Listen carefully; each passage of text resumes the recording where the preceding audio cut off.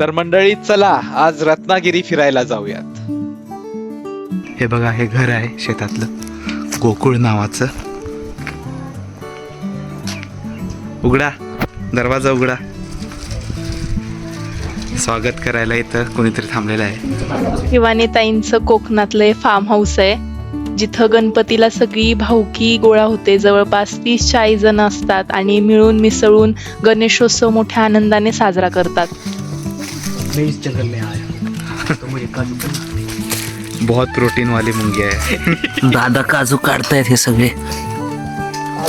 पडलेले फक्त उचलायचे, वरले नाही पाडायचे.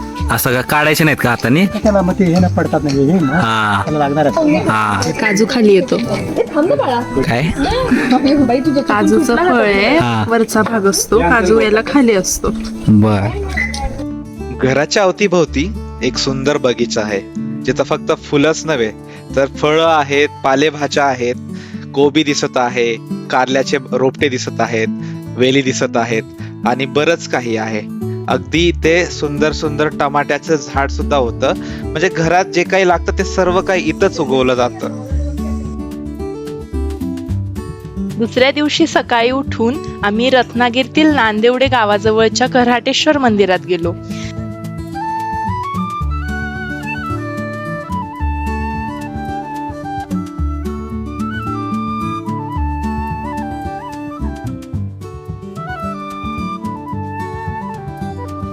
निळाशार अथांग समुद्राला लागून हे एक शिवमंदिर आहे, जे 1637 पूर्वीचं आहे असं मानलं जातं.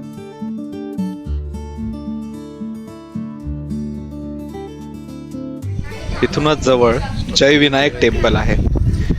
जयगड फोर्ट जवळच आहे. खूप सुंदर मंदिर आहे. किती सुंदर आहे सगळं. कोकण किती छान आहे.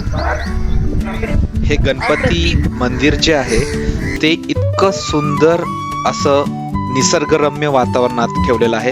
हे जिंदल ग्रुपने मेंटेन केलेलं आहे. त्यांना खूप शतशत नमन. ज्यांचं प्री वेडिंग शूट झालं नव्हतं त्यांनी चान्स मारून घेतला. आम्ही तिथून लगेच गेलो गणपतीपुळेला. छान दर्शन झालं. बीचवर खूप छान वारं सुटलं होतं आणि त्या वाऱ्याचा पुरेपूर फायदा प्रज्वलने घेतलेला दिसतोय. काय आहे, किती सुंदर आहे. कोकण आहे ना, कोकण अप्रतिम सुंदर. तिथून अगदी जवळ आरे वारे बीच आहे. एक गंमत सांगू, आरे आणि वारे हे 2 वेगवेगळे बीच आहे. आता आम्ही त्यापैकी कोणत्या बीचला गेलोय हे आम्हाला पण माहित नाही, पण बीच मात्र एकदम छान आहे. आता तुम्ही पहाच.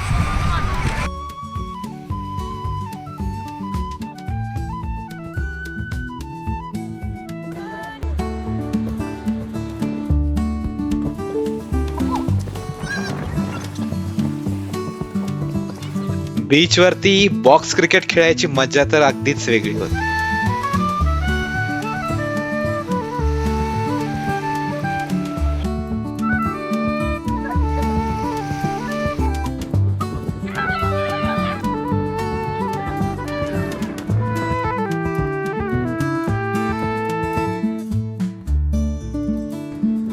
मावळतीचा सूर्य पाहिला आणि सगळं काही विसरायला होऊन जातं.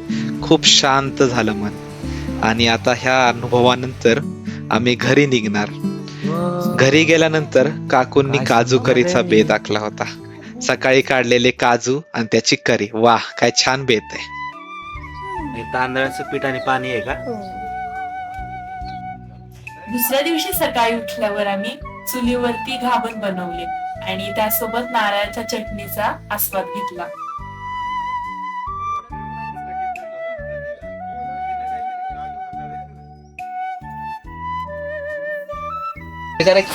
केलं की मी काय हा की हा तिचं तुमच्या बायकोसाठी केलं.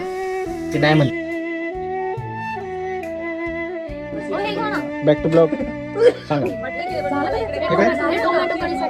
कढीसाठी करी. ओके.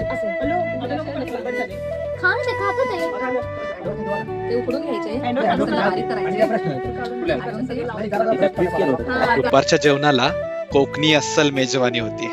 सगळ्या प्रकारचे कोकणी पदार्थ तुम्ही पाहत आहात आणि सगळे मिळून हा स्वयंपाक करत होतो. आता ह्यामध्ये टोमॅटोची करी सुद्धा बनवणार आहेत. त्याची रेसिपी आता काकू सांगतायत. कांदा, लसूण, आलं, कोथिंबीर, मिरची सगळं वाटणाला घ्यायचं. टोमॅटोच्या कढीचा हे खा गरम. तो एक काजू आहेत, आता याला भाजायचंय. चुलीवरती पत्रा मांडलेला आहे. काय तर ते फोडून काढायचं का जळून झाल्यावर? हा मशीन कट करणार ना, हा तर त्याला बॉईल अच्छा. बाजार आपण खातो ते हे नाही ना. नाही नाही हे टेस्ट अशी येणार नाही मशीनची. चांगली ती भाजी. तसा हा. मका आपण बॉईल केल्यावर मका आणि भाजीला मका. हा.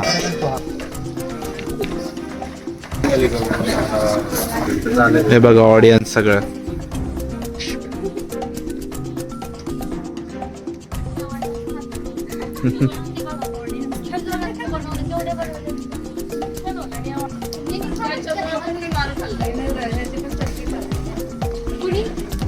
असं फुटतं.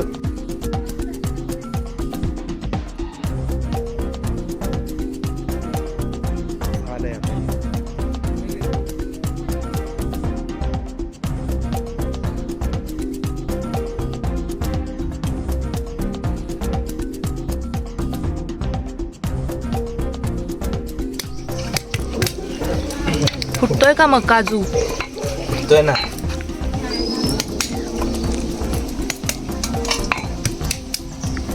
दोन्ही पॉइंट मोडवायचे.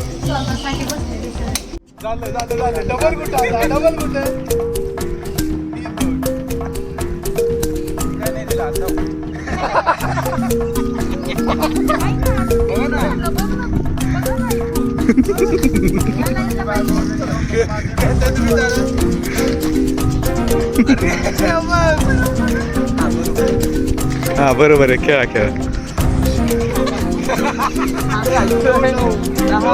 9-9 स्कोअर आहे आणि एकच पॉइंट आहे जिंकण्यासाठी.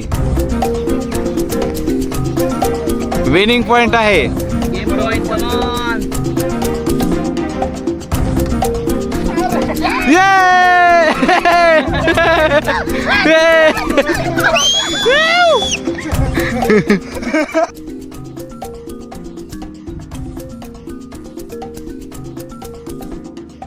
शिवानीने सगळ्यांसाठी चुलीवरती छान फिश फ्राय बनवले आणि सोलकडीची तयारी चालू आहे. निघतंय का? निघतंय. काय करते पल्लवी? मग त्याच्यावर काय करणार आहे? Fish fry. त्याच्यावर फिश फ्राय. बर बर. विचित्र स्पेलिंग. व्हिलेज कुकिंग बघता का? व्हिलेज कुकिंग बघता. वांगा ऑलवेज वेलकम टू. वा वा वा. डेकोरेशन. गार्निशिंग पण झालंय शिजवायच्या अगोदरच. आता याला केळीच्या पानात गुंडाळायचं दोरी बांधायची. आणि फ्राय करायचं. बस मारू घाट. थांबा थांबा. 2 तुम्ही टाकले ना आता पेपर. खाली टाका खाली. वा वा वा वा. केळीच्या पाण्यातला कढीपत्त्याचा सुगंध आलेला आहे. लसूण आणि कढीपत्ता. लसूण पण आत एकदम शिजलेला आहे, त्याचा पण सुगंध येतोय. हा चमचा. खास पंकजची स्पेशल डेकोरेशन.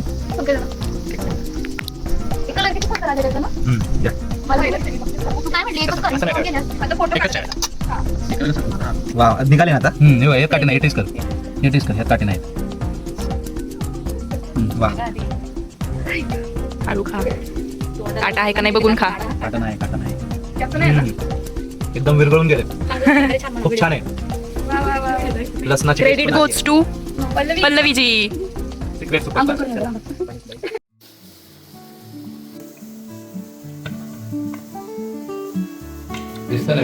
आता हे सगळं नारळाचं दूध एकत्र केलेलं आहे.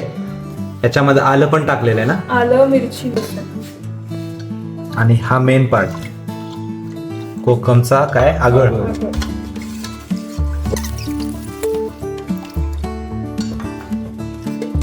अंदाजे टाकावा लागतं कलर येईपर्यंत. नाही कलर नाही आणायचा, टेस्ट बघायची. आंबट झालं तर वापर. हा, ही सोलकढी आता झालेली आहे. आता आपण टेस्ट करून बघणार आहे. यामध्ये तिखट, गोड आणि आंबट या सगळ्या चवी आहेत. हा हा हा, काय चव आहे. काल आम्ही हॉटेलमध्ये खाल्ली होती. छी छी छी, एकदम बेस्ट, मस्त. मिळतं ना चालतंय. हो मिळतं ना चालतंय ना. मला वाटलं काय माहितीये, मला आठवणी ना राहायला पापड आहेत, पापड आहे.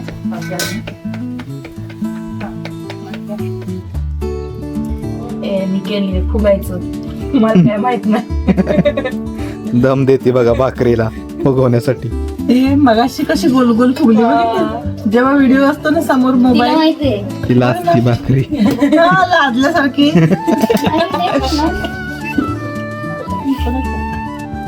ते सोपे करायला. बाजरीच्या भाकरीपेक्षा सोपी आहे. आणि ज्वारीच्या पण.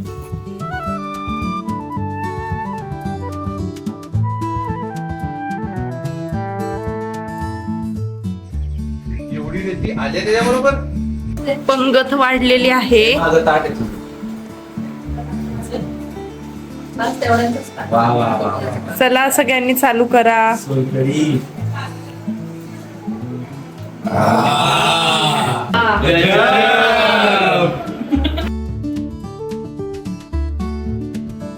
ही 2 दिवसाची रत्नागिरी ट्रिप खूपच छान झाली. प्रतीक दादा आणि शिवानी ताई आणि भालेकर कुटुंबाचे खूप खूप आभार. इतका छान पाहुणचार केला त्यांनी आमचा 2 दिवस. आणि आता निघायची वेळ झाली होती.